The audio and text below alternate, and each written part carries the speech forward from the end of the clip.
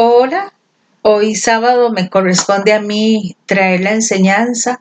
Espero que sea de agrado al espíritu y que vivifique nuestro espíritu a la vez, sabiendo que la palabra que vamos a exponer es porque así el Señor la trajo a nuestro corazón, a nuestro entendimiento, para hacernos crecer en abundancia de espíritu, en abundancia de palabra y poder entender los propósitos divinos del Padre de Gloria.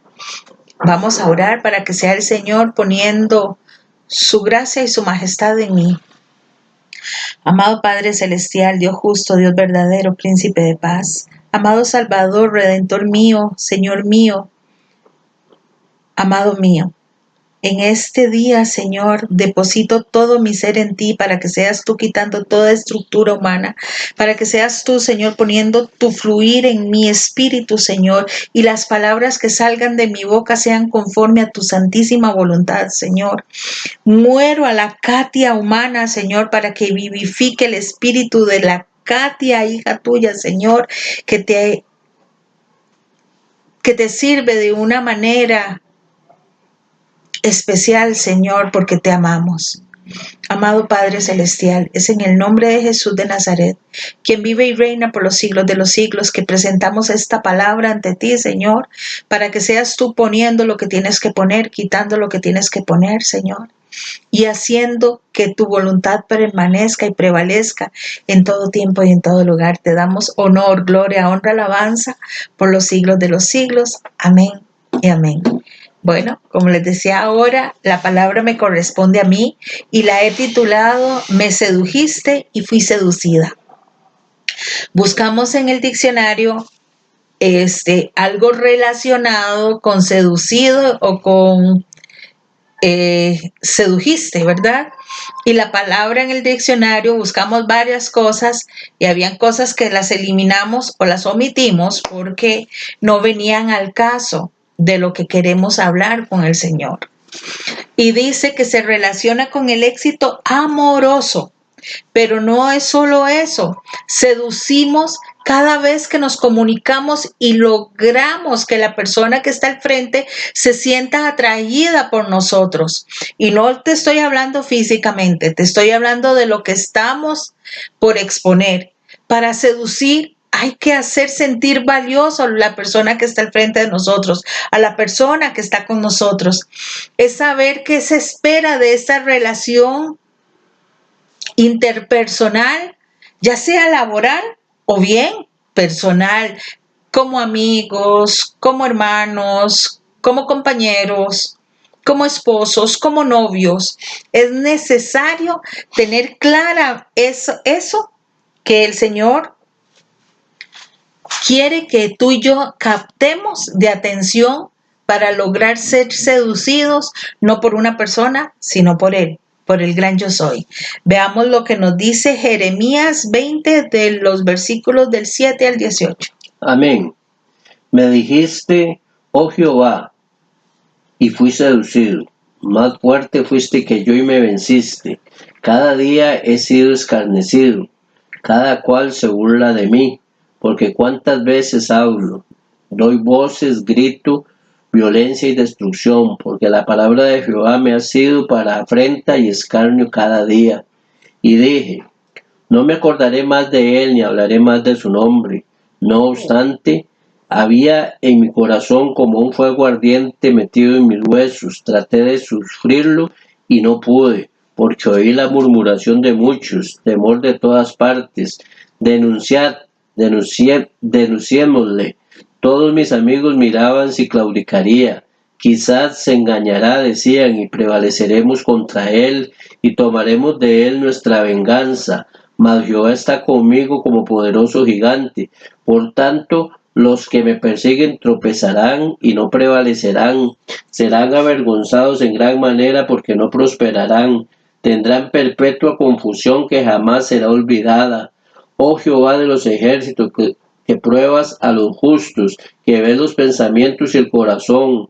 Vea yo tu venganza de ellos, porque a ti he encomendado mi causa. Cantad a Jehová, load a Jehová, porque ha librado el alma del pobre de mano de los malignos. Maldito el día en que nací, El día en que mi madre me dio a luz no sea bendito.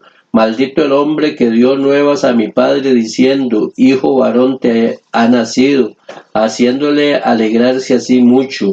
Y sea él tal hombre como las ciudades que solo Jehová y no se arrepintió. Oiga gritos de mañana y voces de mediodía.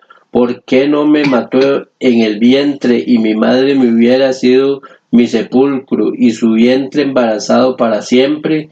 ¿Para qué salí del vientre? Para ver trabajo y dolor que mis días se desgastan en afrenta. Qué importante, ¿verdad? Cómo aquí estamos viendo al, al profeta, como se le conoce en el popular, el profeta llorón, cómo Jeremías de todo se quejaba. Jeremías hasta maldecía el momento de haber nacido, ¿verdad? Y muchas veces tú y yo estamos en la misma posición de Jeremías. Por todo nos quejamos, por todo nos angustiamos. No sé si entre los que estamos viendo, escuchando esta enseñanza, habrá alguien que en algún momento le ha venido el pensamiento de no querer seguir viviendo. Y si es así, no se sienta mal. Bienvenido o bienvenida a esta lucha cotidiana. Esto pasa porque somos seres humanos y expresamos ese sentimiento de derrota cuando nos sentimos agobiados por las situaciones, cuando nos sentimos desanimados, cuando nos sentimos humillados, avergonzados o heridos. Vamos a tener pensamientos de que, Señor, ¿por qué mejor no me llevas? ¿Por qué mejor esta vida no se acaba? Eso es parte de la naturaleza humana. Y no te estoy diciendo que está bien, te estoy diciendo que es parte del vivir. Simplemente les estoy recordando que usted y yo no somos los únicos que hemos pasado por esto. Hace más de 2500 años, uno de los más grandes profetas bíblicos, capaz de ser comparado con el mismo Señor Jesucristo, está hablando de todas estas cosas que le están angustiando el espíritu y que lo están sintiendo hacer sentir que su vida no tiene trascendencia, que no va más allá.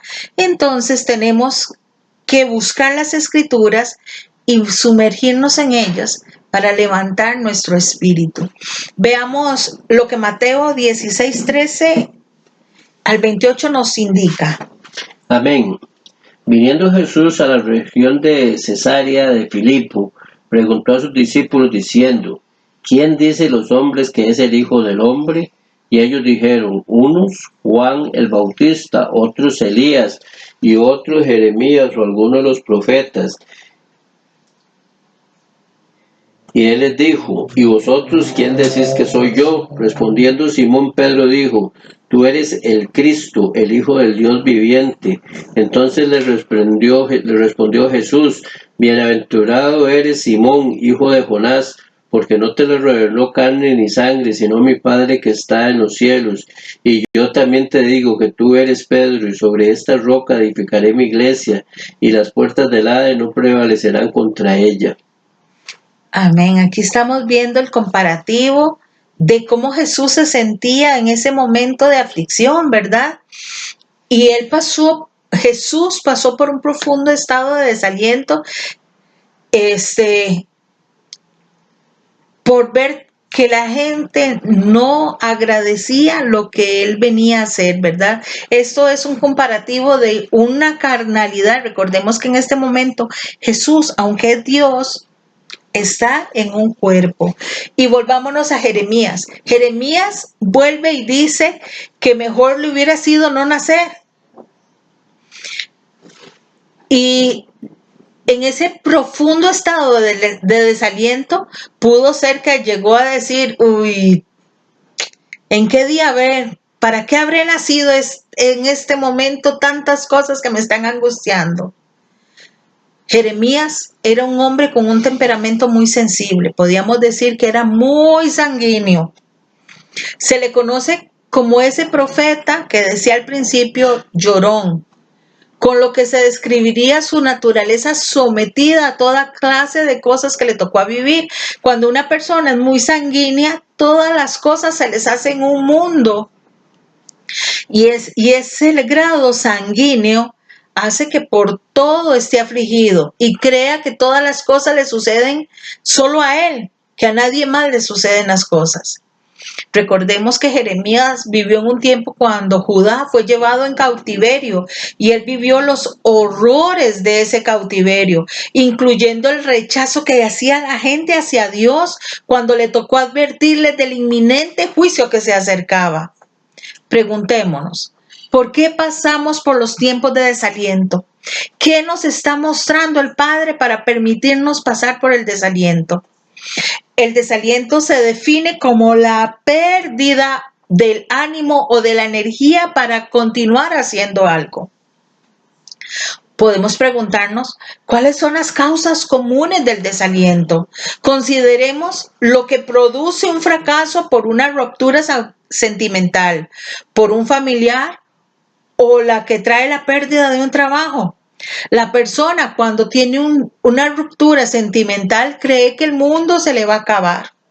Cree que el mundo se le vino encima, que ya no tiene aliento para poder seguir respirando. O cuando se pierde un familiar muy amado. O cuando se pierde un trabajo que aunque es angustiante no es tanto como los dos primeros. Para algunos será el sentirse fuera de un grupo, algún maltrato físico o emocional que les hayan hecho, o no sentirse amado. Buscan muchas veces las drogas y el alcohol o algo que sea de amenaza para tratar de quitar ese dolor que les está ocasionando las pérdidas anteriores. El desánimo es una de las herramientas que más le ha resultado a Satanás en contra tuya y mía. Y el asunto es que él las usa con tanta efectividad que muchos gigantes en la fe no escaparon de su ataque, creando en ellos hasta el deseo de morirse. Y podemos ver a siervos del Dios que dijeron, prefiero no haber nacido. Entre esos Job. Job maldice el día que nació. Moisés llegó a pedirle a Dios que le quitara la vida porque no aguantaba la carga de guiar a un pueblo de tan dura cerviz. Lo mismo hizo Elías, le dijo a Dios que le quitara la vida frente a la persecución de Jezabel. Jonás también hizo lo mismo cuando vio que Dios no hizo nada por destruir a Nínive. El desaliento, tarde o temprano, nos hará una visita, como se la hizo a Jeremías. ¿Cómo reaccionaríamos tú y yo ante esto? ¿Qué aprendemos de la experiencia del profeta? En la experiencia del profeta descubrimos la lucha de nuestro llamamiento. Ahí, cuando estamos en el desierto, en la angustia, en la sequedad, en la sensación de deshidratación, es donde encontramos la lucha de este llamamiento que nos ha hecho el Señor. El Señor nos seduce. Y veamos el verso 7 de Jeremías 20 para que veamos cómo el profeta le dice, me sedujiste, me venciste, ya yo me quito todo lo que tengo para entregártelo. Amén. Me sedujiste, oh Jehová, y fui seducido, más fuerte fuiste que yo y me venciste. Cada día he sido escarnecido, cada cual se burla de mí. Ok, aquí vemos cómo Jeremías ya se rindió delante del Señor. Jeremías pareciera haber conocido a un Dios que siempre se salía con las suyas. Ya tenía la experiencia de ese llamamiento que le había hecho el Señor. No fue suficiente que Dios le dijera que antes de que naciera lo había santificado y dado a las naciones, aunque el profeta se resistió al llamado, alegando que no podía hablar porque era un niño. Veámoslo esto que te estoy diciendo en Jeremías 1, del 5 al 7. Amén. Antes de que te formase en el vientre te conocí, y antes que nacieses te santifiqué, te di por profeta a las naciones. Qué lindo el Señor, ¿verdad? Y yo dije, oh, ay Señor Jehová, he aquí no sé hablar porque soy niño. Y me dijo Jehová, no digas soy niño, porque a todo lo que te envíe irás tú y dirás todo lo que te mande. Qué lindo. Qué lindo como el Señor te dice, ya yo te había escogido, ya yo sabía lo que ibas a servirme. Te estoy diciendo que eres profeta a las naciones y deja de criticar, deja de decir que no eres apto, deja de luchar contra lo que Dios quiere hacer en ti y en mí. Déjate seducir por lo que el Señor quiere obrar en cada uno de nosotros según lo que Él ya tiene predestinado para ti y para mí. Déjate seducir y dejemos de decir, no, no estoy capacitado, no, no puedo, no esto, no lo otro. Si el Señor te llamó, te predestinó y te capacita para ejecutar la obra que Él quiere hacer en ti y en mí. Veamos, en aquella ocasión escuchó las siguientes palabras y me dijo, Jehová, no digas, le dijo a Jeremías, soy un niño, porque a todo lo que te envíe irás tú y dirás todo lo que te mande. Qué bueno que es el Señor. Deja de luchar contra Dios. Deja de luchar contra lo que Dios quiere hacer en ti. Déjate seducir por el gran yo soy. Y por ser obediente a estas palabras y ver que no se cumplen, ahora está tal vez desanimado. Se siente seducido o vencido por Dios, porque sabe que es más fuerte. Dios es soberano. Dios es el Rey, el Señor, el gran, el poderoso, el Dios de los imposibles. Dios es más fuerte que cualquier situación que tú y yo, cualquier barrera que queramos poner delante de Él. Hay en esto algo muy interesante y por lo general la seducción tiene una connotación negativa, porque si decimos seducción vemos a una mujer lasciva, lujuriosa o a un hombre lascivo, lujurioso queriendo conquistar a otra persona. Pero tomemos en cuenta que esto fue lo que originó la caída de nuestros primeros padres en el huerto del Edén. Pero el sentir que la seducción de Dios me produce desaliento es algo que solo pueda darse en la vida de un creyente. Y es que no es la primera vez que responsabilizamos a Dios por nuestro estado. Sin embargo, Dios como seductor tiene el sello de ser el amante. Bendita sea la seducción de Dios por el resultado final. Porque hoy podemos decir, Señor, aquí estamos. Te estamos sirviendo porque nos sedujiste, pero yo caí en esa seducción amorosa que me atrajiste para que fuese instrumento tuyo y poderte servir. Perdón, veamos lo que nos dice el verso 8 de Jeremías 20. Amén. Porque cuántas veces hablo, doy voces y grito, violencia y destrucción, porque la palabra de Jehová me ha sido para afrenta y escarnio cada día. Jeremías no solo se queja contra Dios por haberlo seducido al asignarle aquella tarea tan abrumadora, sino que lo hace responsable de su estado por las palabras que al principio le dio para que predicara. Veámoslo en Jeremías 1:10. Amén. Mira que te he puesto en este día sobre naciones y sobre reinos, para arrancar y para destruir, para arruinar y para derribar, para edificar y para plantar. Qué tremenda esa palabra, ¿verdad? Le dice, te he puesto sobre naciones y sobre reinos. Pero le dice, vas a tener que arrancar la mala cizaña, vas a tener que destruir altares y pensamientos equívocos, vas a tener que arruinar y derribar lo que otros han edificado mal para que tú edifiques y plantes lo que yo te estoy diciendo. Dios es un Dios perfecto y lo que no está en su perfección tiene que ser eliminado y tiene que usar a alguien para estorbar, tiene que usar a alguien para edificar lo que Él quiere que sea edificado. Y por hacer exactamente esto, ahora se descubre a la propia gente que no solo rechaza las palabras que les traen, sino que además murmuran y se burlan contra el Dios vivo. Lo que más duele es que el mensaje del Señor, que debería de causar arrepentimiento y traer con eso de regreso a Dios, forma parte de su propia desgracia, del desaliento espiritual. Tiene su origen en el mismo cumplimiento del deber de la palabra. Y aquí vemos a Jeremías que está cansado porque se sintió desgraciado por lo que Dios le mandó a hacer. Muchas veces tú y yo nos sentimos igual. Dios nos manda y ya le decimos, Señor, ya no quiero más esto. Señor, ya no quiero seguir con esto. Porque es más fácil tirar la toalla que seguir adelante. Bien puede ser que el testificar de ella y no ver los resultados, sino burlas y murmuraciones, usted y yo nos sintamos mal y con deseos de claudicar.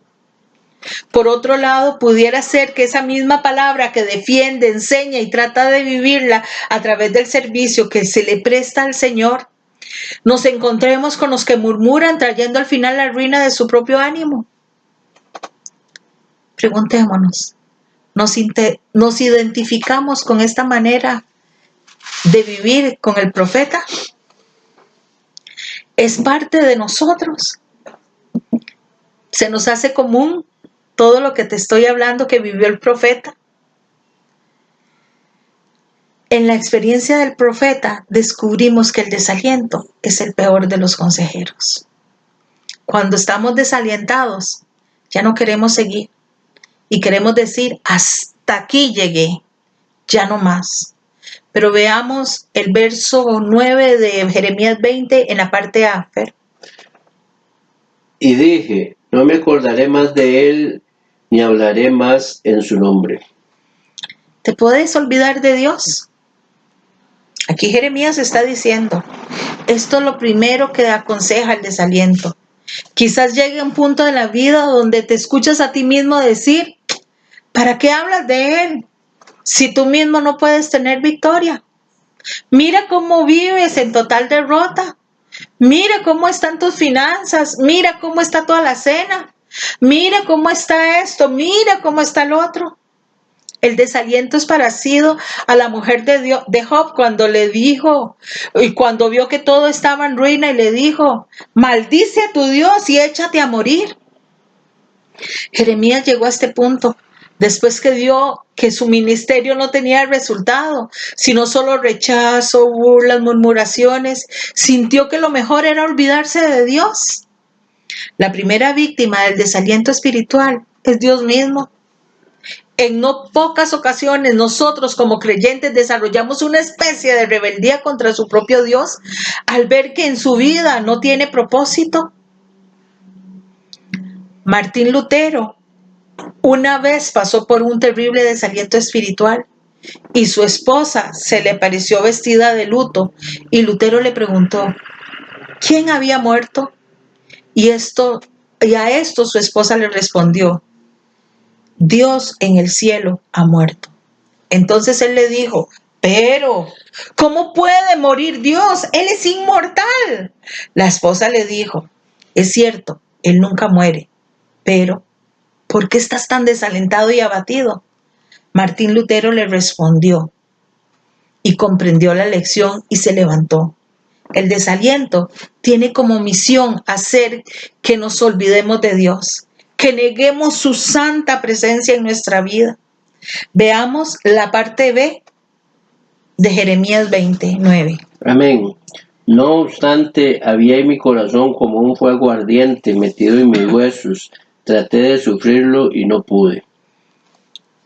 Muchas veces hemos pensado en dejar de servirle. Yo en una enseñanza les comenté que cuando el carro lo llevé 3, 4 veces a Riteve y no me pasaba por gases, porque la placa era 2000 y el carro era 92 y obviamente no coincidía el modelo 2000 con lo que tenía que emanar de gases el 92. Y es un problema que tiene el Riteve. Y vine un día después de tanto dinero sacándome y vine y me acosté y le dije, Señor, ya no te sirvo más. Hemos pasado estados emocionales negativos. A las 4 de la mañana el Señor me despierta y me dice, ¿no me prometiste servirme hasta el último día de tus días? Ese mismo día dije, sí, Señor, heme aquí. A donde me envíes, voy. Fui malcriada, fui rebelde, me enojé con Dios por algo material. Y hoy entiendo que todo es por el bien de su nombre. El estado emocional de Jeremías lo llevó a tomar dos decisiones: olvidarse de Dios y no hablar más en su nombre. Las dos consideraciones eran graves, muy graves. El decir que no hablaría más de él era una renuncia de la tarea encomendada. Muchas cosas colmaron la medida de su paciencia y el deseo de servir al Señor. Ahora se dispone a recoger todas las cosas y presentar su carta de renuncia porque está desalentado. ¿Con cuánta frecuencia los creyentes llegan a este punto? ¿Cuántas veces hemos llegado a este punto de desaliento, de desánimo, y decidimos no servirle al Señor? Y Dios nos ha asignado en nuestras responsabilidades, pero nos ha invadido el desánimo muchas veces y decidimos no trabajar más para el Señor. No sé si en estos momentos usted ha parado de hablarles a otros porque se burlan de usted. A lo mejor usted ha parado de orar porque siente que Dios no le responde. Y en este momento, mientras estoy predicando, el Señor me trae a memoria a una sierva de Dios que decidió entregar su iglesia. La iglesia del Señor, pero a la cual el Señor la ha mandado a administrar. Y dice, me voy a quedar sentada solo escuchando y recibiendo. Es posible que no haya vuelto a leer la Biblia porque no ve a Dios en ella. Es posible que tenga un buen tiempo que ha dejado de ofrendar, de hacer el bien, porque lo intentó varias veces, pero como no es rico todavía, entonces se desanimó, porque está su mirada en el Dios dinero, porque muchos manipulan para poder alcanzar riquezas, fama, posiciones. A lo mejor mucha gente no ha vuelto a la iglesia porque lo hice buscando algo en ella, pero no lo encontré, dicen. ¿Para qué voy a ir a perder el tiempo? Esos son pensamientos de desánimo. Esto fue lo que le sucedió a Jeremías. Y esto es lo que nos pasa hoy al perder el enfoque de quién es nuestro Dios. Y renunciamos a todas sus bendiciones. ¿Qué pasaría si Dios se cansara también de ti y de mí? Hazte la pregunta, analízate, busca, indaga. En la experiencia del profeta descubrimos que tenemos una naturaleza irreverente, porque somos malcriados, porque queremos torcerle el brazo a Dios y sujetarlo a nuestras espaldas y decirle, usted hace las cosas a mi manera. Dios es soberano.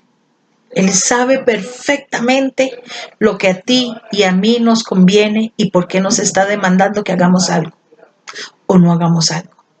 Veámoslo de los versículos 14 al 15 de Jeremías 20. Amén. Maldito el día en que nací, el día en que mi madre me dio a luz, no sea bendito. Maldito el hombre que dio nuevas a mi padre diciendo, hijo varón te ha nacido, haciéndole alegrarse así mucho. La radiografía que tenemos del profeta en este pasaje es elocuente. Comienza con una gran queja contra Dios y luego denuncia a aquellos que se burlan y murmuran contra él. De repente se acuerda de quién es Dios y prorrumpe en reconocimientos y alabanzas, pero no ha terminado de decir esto cuando le viene otra vez el pensamiento de derrota y de frustración hasta llegar a maldecir el día que había nacido. Pero vea cómo su espíritu está tan sentido, dolido y disgustado, que lo primero que se le agarra es que con el día que nació, llegando a maldecirlo y desearlo que ojalá nunca hubiera nacido o visto la luz ese día. La otra cosa que hace es maldecir al pobre hombre que le dio la noticia de su alumbramiento al papá. ¿Qué culpa tuvo él de eso? Hay en esto algo grave que no solo se revela en esos cambios súbditos de temperamento atrapado en sus propias contradicciones, sino que al maldecir el día, a quien primero se ofende es a Dios, pues Él es el autor de nuestras vidas. Además, refleja una profunda ingratitud por Dios, porque si Él permitió el nacimiento es porque tuvo también un propósito. El desaliento espiritual es tan cruel que nos muestra cuán necios y antinaturales son los pensamientos y deseos de nuestro corazón cuando nos rendimos a Él. Cuídese de Él, cuídese del corazón engañoso, cuídese de esos pensamientos de derrota, de dolor que nos traen estancamiento y empobrecimiento espiritual. Veamos los versículos 17 y 18 de Jeremías 20. Amén. ¿Por qué no me mató en el vientre y mi madre me hubiera sido mi sepulcro y su vientre embarazado para siempre? ¿Para qué salí del vientre? Para ver trabajo y dolor y que mis días se gastasen en afrenta. Aquí vemos a un Jeremías también egoísta, porque dice que el vientre de su madre hubiera sido su sepulcro para siempre. O sea, hasta hubiera preferido que su mamá se hubiese muerto, porque si ese bebé no nace, la madre se pudre porque hay una persona muerta dentro de él. Obviamente el profeta toca fondo. Perdón. Esto que está diciendo pareciera todo menos que palabras de una persona que conoce de Dios. Es como si hubiera tenido guardado mucho resentimiento y ahora le da rienda suelta a todos ellos y comienza a saltar barrabasadas de su boca, porque la abre no para que sea llena de alabanzas, sino de amargura, que parece extraña. En su queja constante contra Dios, ahora le habla de su madre, aquella mujer que lo trajo al mundo y a quien sin duda celebró con gran gozo su llegada. En su estado casi delirante, llegó a estos pensamientos tan bajos de desear que su madre llegara a ser su propio sepulcro. Es hablar de una muerte anticipada, de cortar la vida sin saber cuántas cosas Dios tendrá reservadas para esa vida. Por momentos Jeremías se le olvidó de la predestinación divina en Jeremías 1:6. Que no se trata pues de no querer seguir viviendo, no querer morir, sino adelantado por nuestro estado de ánimo. No podemos dejar que una situación de este tipo invada nuestro estado de ánimo de una manera que lleguemos a blasfemar el nombre de Dios por una reacción irreverente. Mis amados, el desánimo espiritual puede llevarnos a decir locuras de las que después tenemos que arrepentirnos. Gracias al Señor que Él que no siempre responde a nuestros deseos y palabras, porque por algo nos dice la palabra, engañoso es el corazón. Y por eso dice la palabra que Él conoce estos pensamientos y estos, que son tan diferentes ambos entre sí. En la experiencia del profeta, también descubrimos el camino para salir de la crisis. Veámoslo otra vez en el versículo 9, en la parte B de Jeremías 20.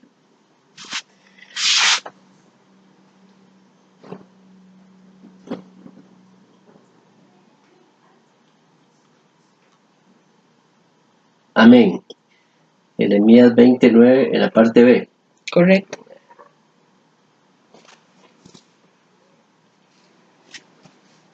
No obstante, había en mi corazón como un fuego ardiente metido en mis huesos. Traté de sufrirlo y no pude. Ok. Lo que hay en nosotros.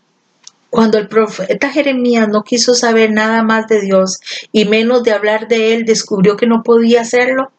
En medio de su ligereza de palabras se dio cuenta que tenía algo maravilloso. No obstante, había en su corazón como un fuego ardiente metido en sus huesos. Traté de sufrirlo y no pude, dijo el profeta Jeremías. ¿Y qué es ese fuego sino la palabra misma que nos consume? El Espíritu Santo redarguyéndonos. la palabra viva y eficaz que es Jesucristo, el amor del Padre que derrama en cada una de las citas bíblicas.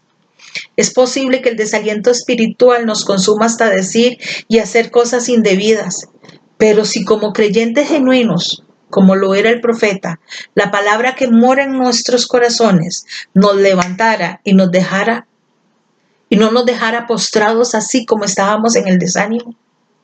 Así que el asunto no es que se sienta desanimado hasta el extremo de reaccionar como si fuera un inconverso, sino que en medio de su condición y la mía descubramos el otro fuego, el fuego que da vida, el fuego que restaura, el fuego que nos alimenta, el fuego que nos hace avanzar, que nos pueda sacar de este estado.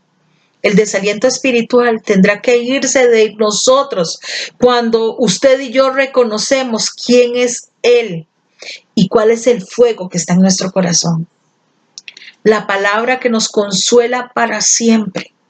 Usted y yo no tenemos por qué dejar que el desaliento nos apague el fuego del Espíritu, pero sí debemos dejar que el fuego de la palabra consuma el desaliento.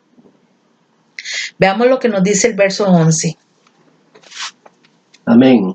Mas Jehová está conmigo como poderoso gigante. Por tanto, los que me persiguen tropezarán y no prevalecerán. Serán avergonzados en gran manera, porque no prosperarán. Tendrán perpetua confusión que jamás será olvidada. El que está en ti y en mí.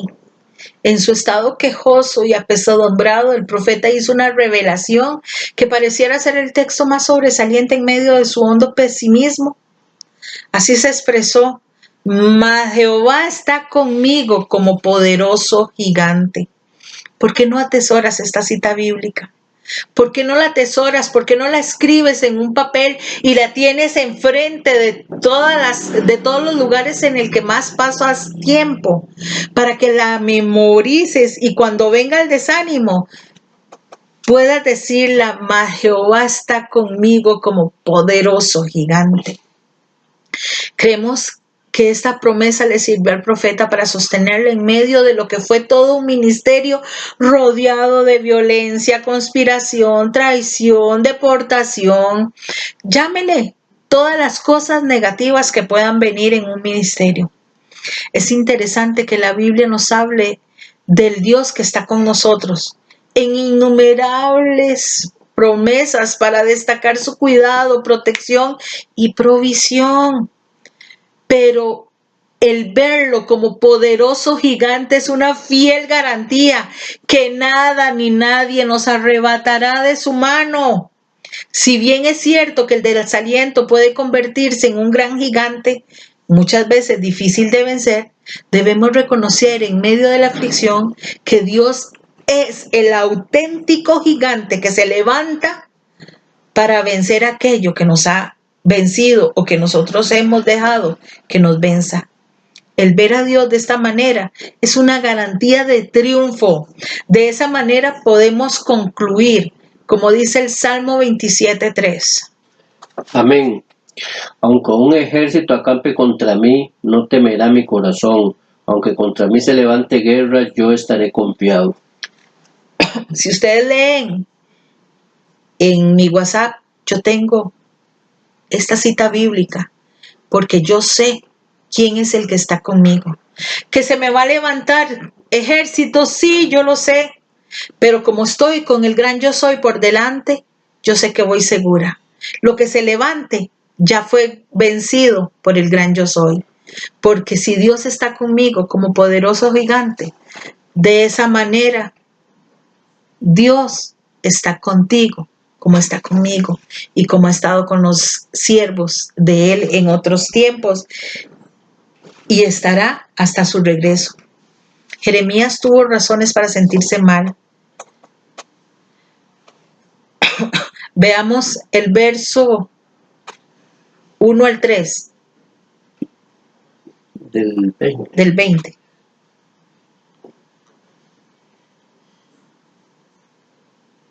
Amén.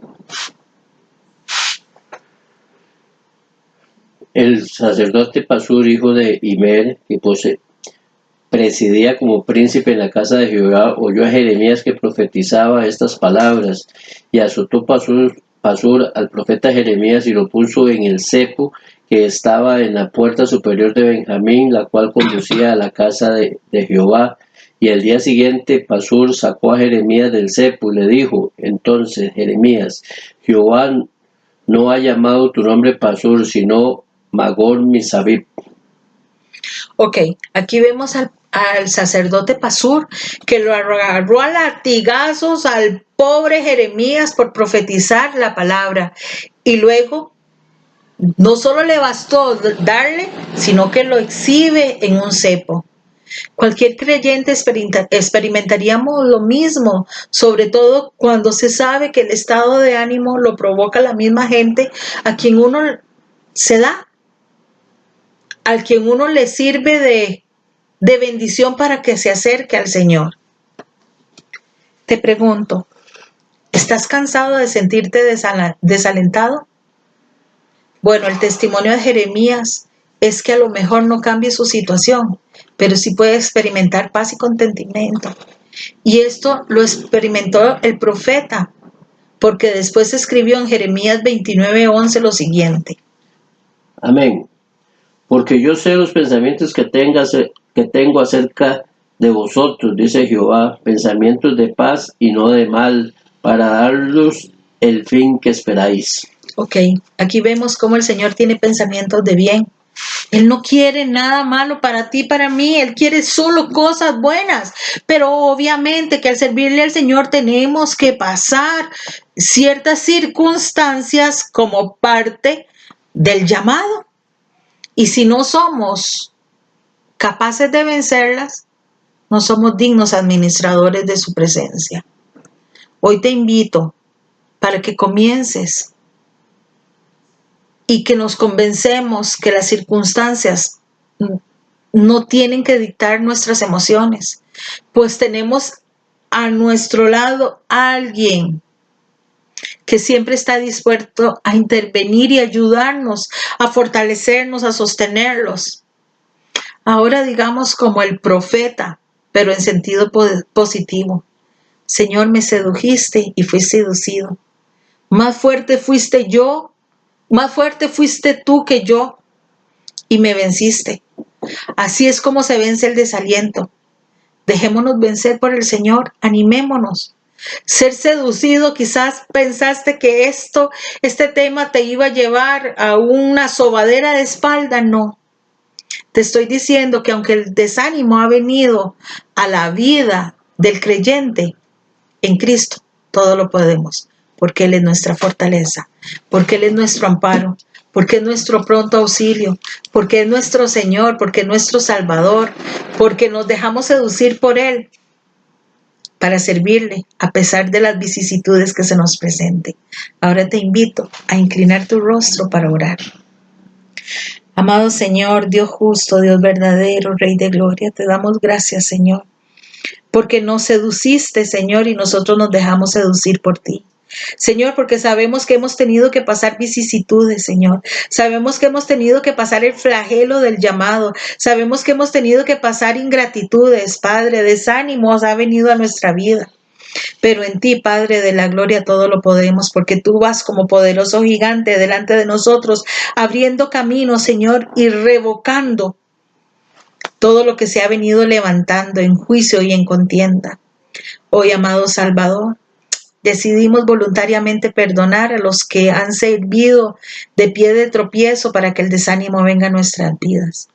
Hoy los soltamos y les decimos: te perdonamos en el nombre de Jesús de Nazaret, porque lo que tú has querido hacer en mi vida para derrotarme, el Señor lo ha tomado para hacerme crecer y vivificar mi espíritu en Él.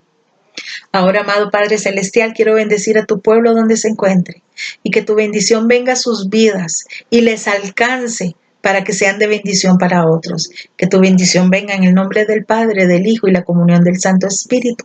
Y reciban todos un shalom alejem. Feliz sábado. Bendiciones de lo alto.